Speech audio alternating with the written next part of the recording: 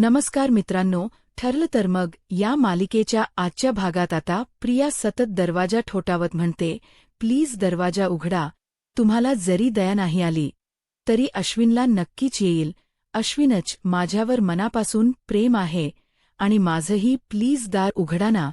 तर आता प्रतापराव म्हणू लागतात, खरं तर या सगळ्यामध्ये हिचीच चूक आहे, परंतु सगळ्यात मोठी चूक आपली आहे असं समजायचं आणि आता पुढे जायचं तरी सुद्धा प्रिया काही दरवाजा वाजवायसी थांबत नाही. प्रिया सत म्हणते, अस्मिता अगं प्लीज तू तरी दरवाजा उघड ना, प्लीज माझ्यावर दया कर अस्मिता, तू तर इतकी कठोर नको ना ग होऊस. असं म्हणत आता प्रिया पुन्हा घरातील सर्वांना हाका मारण्याचा प्रयत्न करत असते. तर आता अर्जुन म्हणू लागतो, ही काय रात्रभर अशीच उरडत बसणार आहे का. तर अस्मिता म्हणते, हिच्या तर आवाजाने माझं डोक उठायला लागलंय आणि आता बाळ नको उठायला म्हणजेच झालं. तर आता प्रिया काही हाका मारायची थांबत नाही आणि आता मात्र सायलीला खूप राग आलेला असतो. आता सायली दरवाजा उघडताच प्रिया म्हणते, thank you so much Sayali, नशीब तू दरवाजा उघडलं. असं म्हणत आता प्रिया आतमध्ये पाऊल टाकणार तर सायली म्हणते, थांब, आतमध्ये पाऊल टाकायचं नाही, कारण मी तुला घरात घेण्यासाठी दरवाजा उघडलाच नाही, तर तुला घराबाहेर काढल्यानंतर आम्ही किती सुखात आहोत हे पाहण्यासाठी मी दरवाजा उघडला आहे. आणि आता एक काम करायचं, एक पाऊल सुद्धा आत टाकायचं नाही. जर पाऊल आत टाकलं तर एक गोष्ट कायम लक्षात ठेव की तुझी आता जी अवस्था आहे त्यापेक्षाही भयंकर अवस्था होईल. असं म्हणत सायली तिथून निघून जाते. प्रिया मात्र पूर्णपणे घाबरून गेलेली असते. आता सायली घरातील सर्वांना जेवण वाढते. अर्जुन जेवायला सुरुवात करतो आणि म्हणतो, बायको आजची भाजी खरंच खूप छान झाली आहे, खूपच मस्त. तू सुद्धा जेवायला बस ना. सायली म्हणते, नाही नको, तुम्ही जेवून घ्या, त्यानंतर मी जेवेन. आता अर्जुन इथे प्रियाकडे पाहतो आणि सायलीला म्हणतो, बायको अगं फ्रीजमध्ये आईस्क्रीम आहे ना. तर सायली म्हणते, हो आहे. अर्जुन म्हणतो, डॅड कसं आहे ना. एवढं छान जेवण झाल्यानंतर आईस्क्रीम तर झालंच पाहिजे. असं म्हणत आता सर्वच जण आनंदात असतात आणि आता हे पाहून मात्र प्रियाचा जळफळाट होत असतो ना. प्रियाला जेवण मिळत असतं ना, आईस्क्रीम. आता प्रिया मनाशीच म्हणते, यांना जेवताना पाहून माझी भूक तर अजून वाढली आहे. किती निर्दयी माणसं असतील ही, एवढं निर्दयीपण कसं कोण असू शकतं. हेरवी तर गोरगरिबांना जेवण देत असतात, एवढ्या पंक्ती उठवत असतात आणि स्वतःच्या सुनेला 2 घास जेवणही देता येत नाही. आता कल्पनाताई जेवत नसतात ना, अस्मिताना, प्रतापराव सर्वजण शांत असतात. त्यांना खूप वाईट वाटत असतं. तर आता अर्जुन म्हणतो, मम्मा अगं जेवू ना, काय झालंय. तर कल्पनाताई म्हणतात, नाही नको, मला खरंच भूक नाहीये. तर सायली म्हणते, आई बाबांना जेवण जाणार तरी कसं, कारण अश्विन भाऊजी अजून जेवलेच नाहीये. कल्पनाताई म्हणतात, अश्विन खूप हळवा मुलगा आहे, छोट्या छोट्या गोष्टीसुद्धा तो खूप मनाला लावून घेतो आणि आता तर त्याच्यावर दुःखाचा डोंगर पडला आहे. एवढा मोठा दुःखाचा डोंगर कोसळल्यानंतर तो या सगळ्यातून कसा सावरेल. प्रतापराव म्हणतात, कल्पना जा तू तरी जाऊन बघ, अश्विन जेवायला येतो का. कल्पना ताई म्हणतात, अहो मी विचारलं नसेल असं तुम्हाला वाटते का. अहो कितीतरी वेळा त्याला समजावण्याचा प्रयत्न केला, त्याला म्हटलं जेवायला बाहेर चल, पण तो ऐकायलाच तयार नाही, तो समजून घ्यायलाच तयार नाहीये. मी त्याला असंही म्हटलं की मी तुझ्या रूममध्ये ताट घेऊन येते, तू इथे जेव, तरी सुद्धा तो नको म्हणाला. काय करावं काहीच कळत नाही. तर आता प्रिया मनाशीच म्हणते, आणि ही माणस सुखात असल्याचं दाखवणार आहेत. आता तर हाच मुद्दा उचलून धरावा लागेल. एकदा का अश्विनचा मुद्दा मी उचलून धरला की बरोबर मला या घरात पाऊल टाकता येईल. आता सायली, कल्पना तेघेने प्रतापरावांना म्हणते, तुम्ही काळजी करू नका, मी अश्विन भाऊजींना जेवायला घेऊन येते.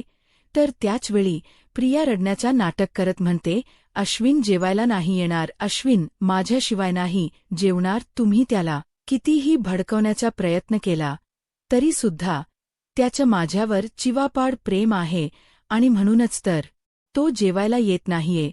तुम्ही जे काही मला त्रास देताय, मला छळताय, या सगळ्याचा त्याला त्रास होतोय आणि त्याला होणारा त्रास मी नाही पाहू शकत. आज तुम्ही अश्विनला त्रास देताय आणि म्हणूनच तो जेवायला येत नाहीये. तो तुमच्या कुठल्याच आनंदात सहभागी होणार नाही. आता हे ऐकल्यानंतर सर्वांनाच खूप राग येतो.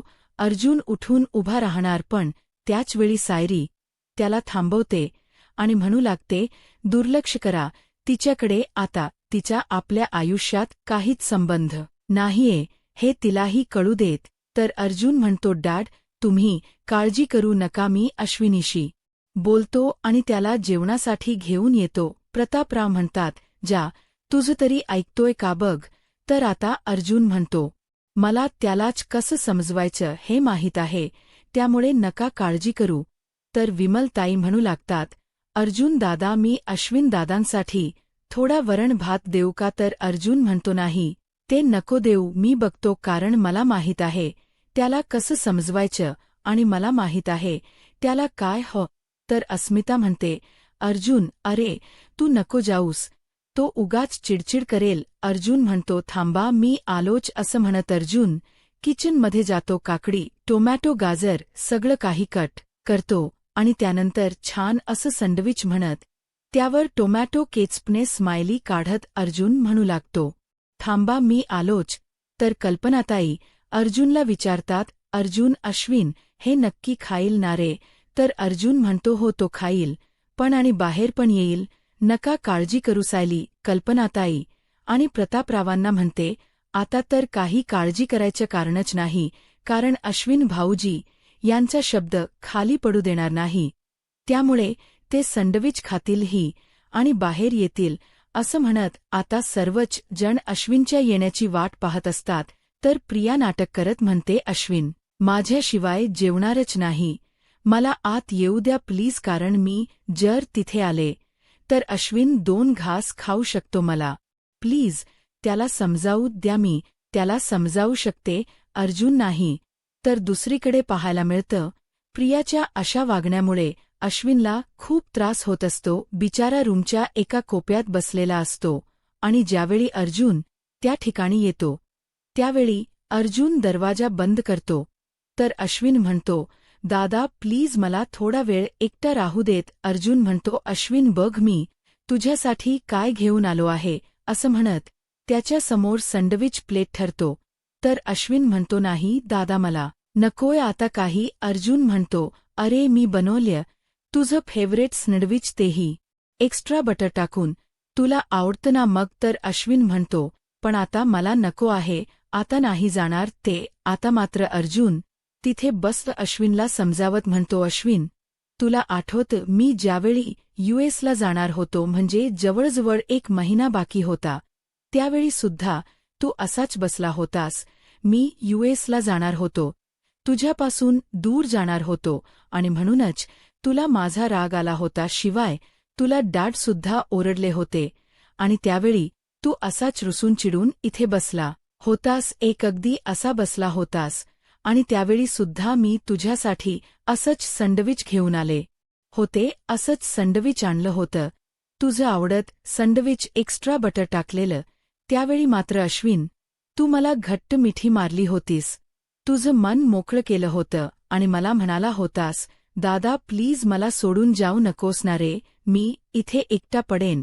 आणि त्यावेळी मात्र तुझ्या मनातल्या भावना तुला व्यक्तही करता येत नव्हत्या. त्यावेळी तुला काय बोलावं काहीच कळत नव्हतं, पण खूप रडलास, अगदी मन मोकळेपणाने रडत होतास.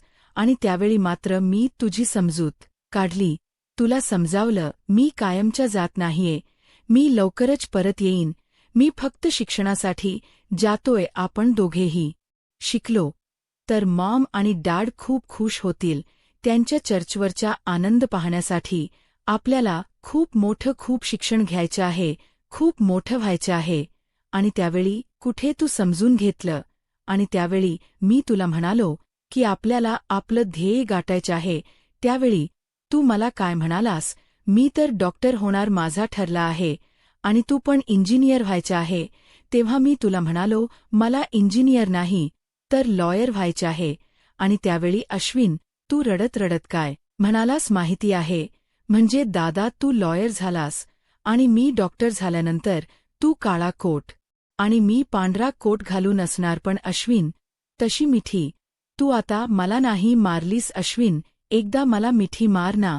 तुझी होणारी घुसमट मला सांग ना. मी तुझ्यासोबत आहे ना. स्वतःला एकटं समजू नकोस. मी समजू शकतो की तुझ्या बाबतीत नक्की काय घडलंय. असं म्हणत आता अर्जुनलाही खूप वाईट वाटत असतं.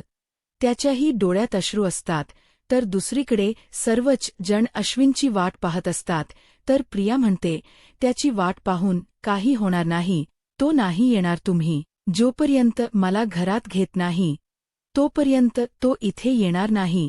कारण तुम्ही मला छळताय हे त्याला दिसतंय.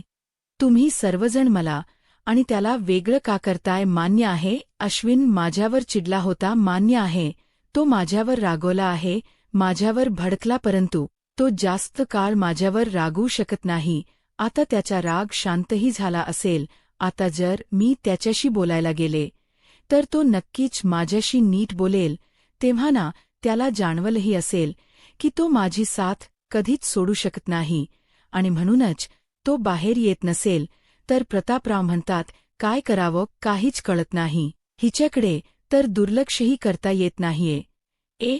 तन्वी गप्पा बस. आता उगाच काहीतरी बडबडात बसू नकोस. आमचा मुलगा इतकाही मूर्ख नाहीये की तुझी सत्य बाजू कळाल्यानंतर आणि तुझं घे खोट कारस्थानी रूप काही सोडलेलं नसतं. नागराजची मान आवळत तू म्हणू लागतो. काय म्हणालास तू? तुम्ही दोघे एकत्र आलात तर काय होऊ शकतं हे दाखवून दे. एक गोष्ट लक्षात ठेव, मी जरी तुझ्या कमरेत लाथ घातली तरी सुद्धा हा तुझा मित्र काही करू शकणार नाही.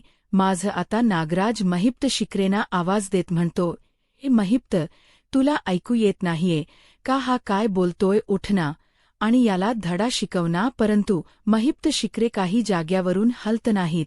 आता तो कैदी नागराजला सोडतो आणि त्यानंतर महिप्त शिकच्या समोर येत म्हणतो, बघू तुझा हा मित्र आता माझं काय वाकड करतो.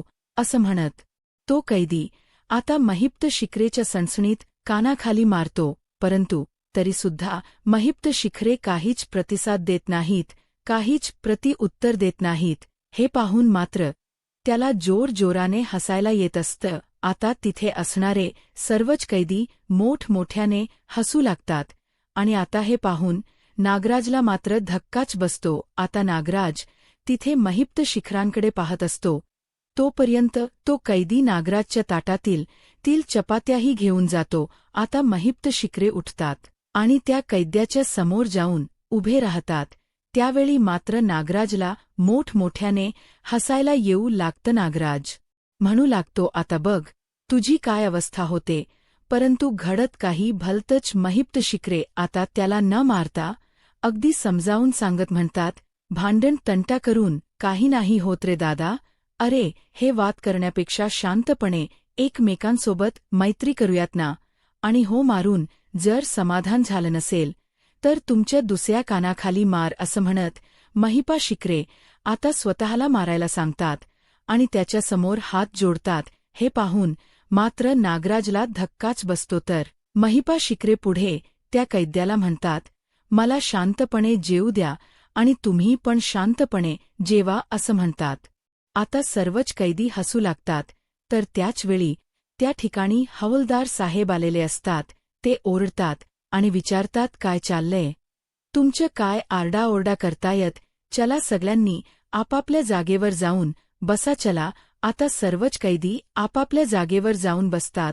आता हवालदार साहेब तिथून निघून जातात. परंतु नागराजला मात्र काहीच कळालेलं नसतं. नागराज मनासेच विचार करत म्हणतो, नक्की आता काय घडलंय? या कायद्याने महिप्तच्या कानाखाली मारलं आणि महिप्त काहीच करू शकला नाही. उलट त्याला जाऊन म्हणतोय की समाधान झालं नसेल तर अजून मार. नक्की काय चाललंय हे? आता मात्र महिप्त शिखच्या डोक्यात काय चाललंय हे मात्र नागराजला त्याच्या ठाव ठिकाणही लागत नसतं आणि ना काही कळत असतं. तर दुसरीकडे सुभेदारांच्या घरी आपल्याला पाहायला मिळतं सायली अश्विनला समजावत म्हणते, अश्विन भाऊजी, तुम्ही आता स्वतःला त्रास करून घेऊ नका. कारण या घरातील सगळ्यांची हीच इच्छा आहे की तुम्ही स्वतःला त्रास करून घेऊ नये. या सगळ्यातून तुम्ही लवकरात लवकर बाहेर पडावं. तर सर्वच जण म्हणतात की हो अश्विन, या सगळ्यातून तू आता बाहेर पडावस. तर आता अश्विन सायलीला म्हणतो, सायली वहिनी, अगं मी तर तुझ्याशी सगळ्यात वाईट वागलो वहिनी.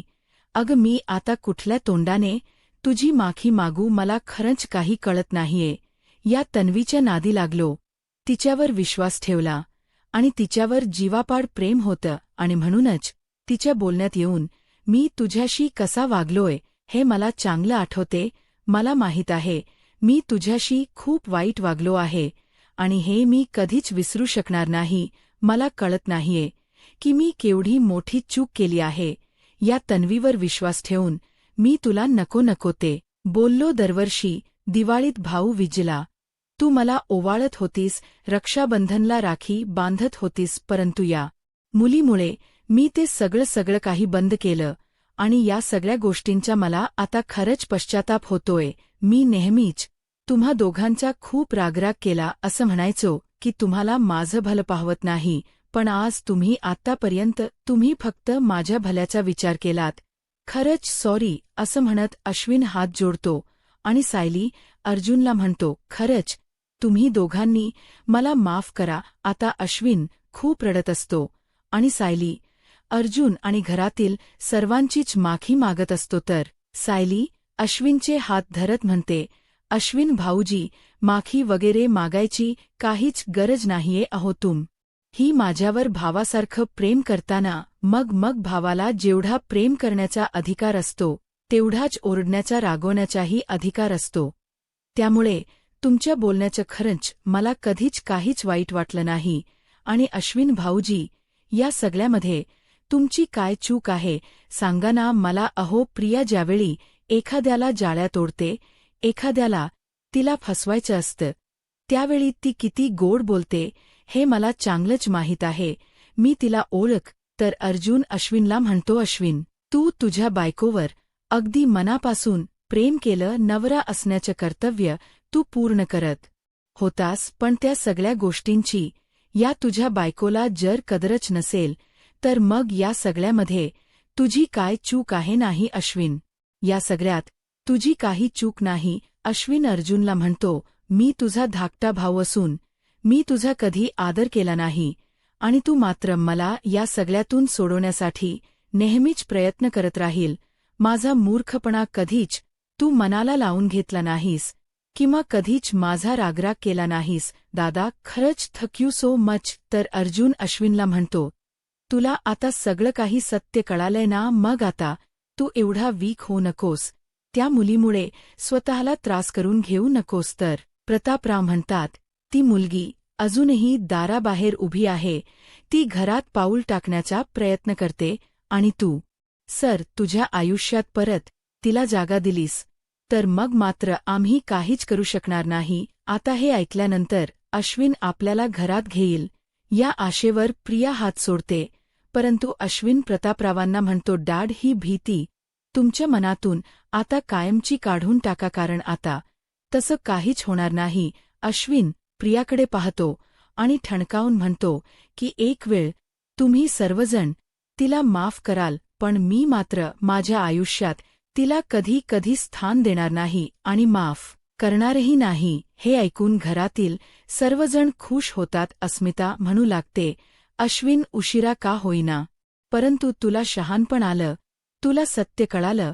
खरंच किती छान झालं ना. कल्पनात ताई अश्विनला सावरत म्हणतात, अश्विन आता खचायचं नाही आणि डोळ्यातून पाणीही काढायचं नाही. अश्विन म्हणतो, अगं कशाबद्दल, असं म्हणत अश्विन हसतच म्हणतो, दादाने मगाशी शिळ्या ब्रेडपासून बनवलेलं गिलगिलीत सँडविच आणून घातले आणि त्या सँडविचने माझी काही भूक भागली नाही, माझं काही पोट भरलं नाही आणि म्हणूनच मी आता वरण भात खाण्यासाठी इथे आलो आहे. मिळेल का मला?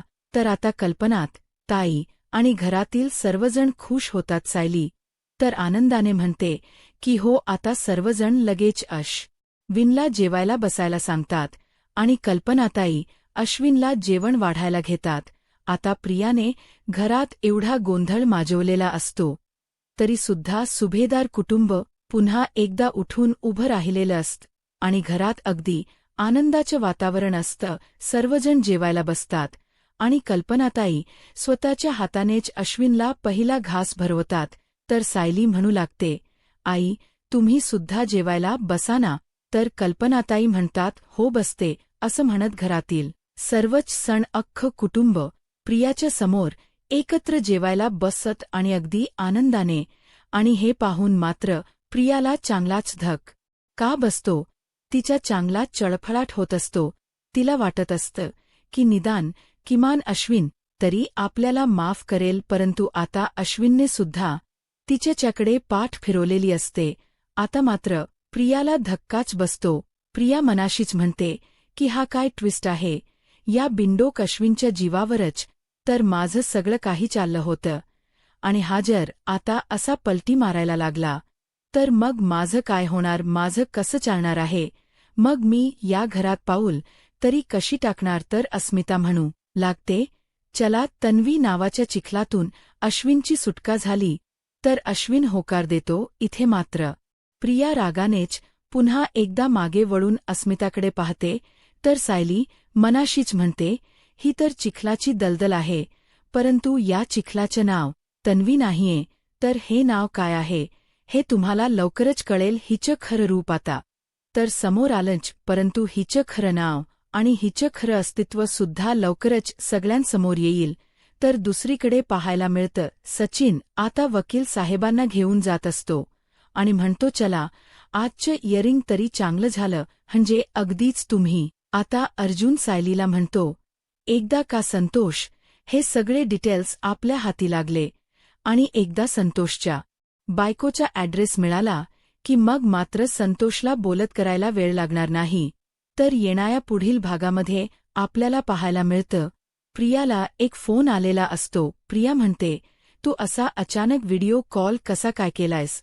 तर ती व्यक्ती प्रियाला म्हणते, अगं मला एका माणसाला आजारी पाडायचं आहे. मला तू ती काढ्याची रेसिपी सांगशील का. तर प्रिया म्हणते, ती तर मी पूर्णांसाठी वापरली होती. मी तो काढा पूर्णा आजींना बनवून घातला होता आणि त्यानंतर म्हातारीला ज्या काही उलट्या व्हायला सुरू झाल्यात ना, आता हे सगळं काही बोलणं नुपूरने आपल्या मोबाईलमध्ये रेकॉर्ड करून घेतलेलं असतं.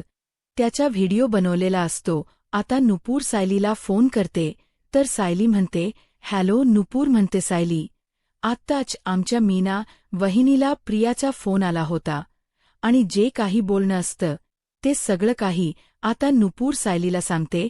तर सायली म्हणू लागते, आता जर एकीच दोघी असाल ना तर मग प्रियाला सळो की पळू करून सोडता येईल. तर आता गिरिजा म्हणू लागते, सायली ताई, तू अजिबातच काळजी करू नकोस. मी आणि नुपूर उद्या तिथे येतच आहोत. आता बघ त्या प्रियाची काय अवस्था करतो. तर आता नुपूर आणि होणारी गिरिजाची एंट्री. आता पुढे काय होईल हे पाहायला आत्ताच माझा महाराष्ट्र या यूट्यूब चॅनलला सबस्क्राईब करा. धन्यवाद.